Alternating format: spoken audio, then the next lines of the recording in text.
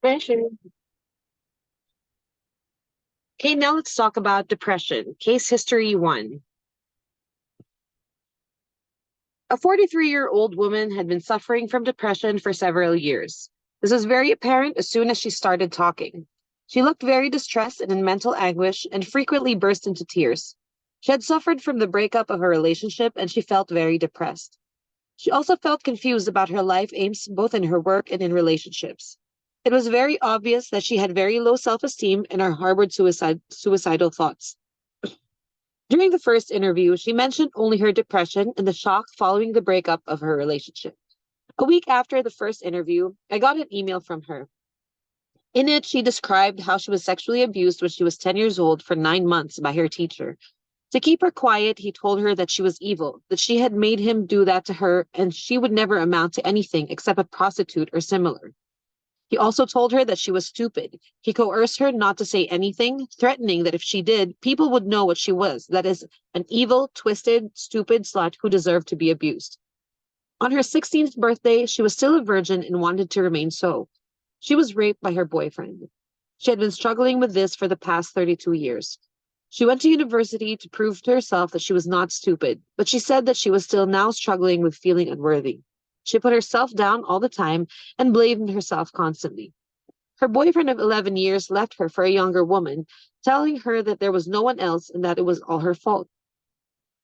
4.5 years later, she was still trying to come to terms with this. Her boyfriend's words took her right back to the abuse. It was as if he triggered the same feelings of shame as she had felt when she was abused. She said that it also made her feel like a child, totally unable to cope. Then having been made redundant 18 months previous to this consultation made her feel really useless and unwanted. Her letter was very eloquent and bared the roots of her emotional problems very clearly. Her eyes had an anguished look about them, looking like a cry for help.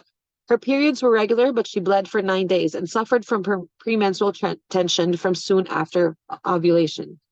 Her tongue was red, redder on the sides with a sticky yellow coating, and her pulse was wiry all over in every position.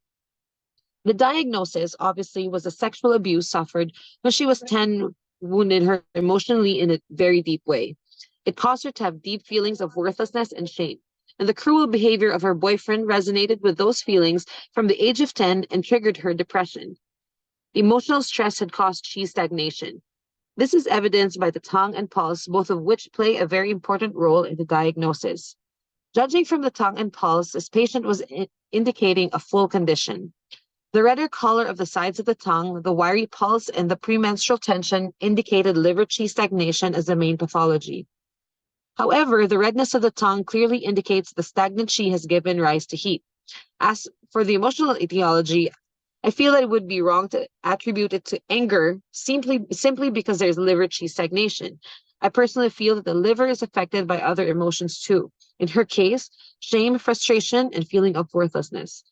The stagnation of liver chi restrains the coming and going of the ethereal soul, and this results in her depression and confusion about her life's aims. Thank you for listening.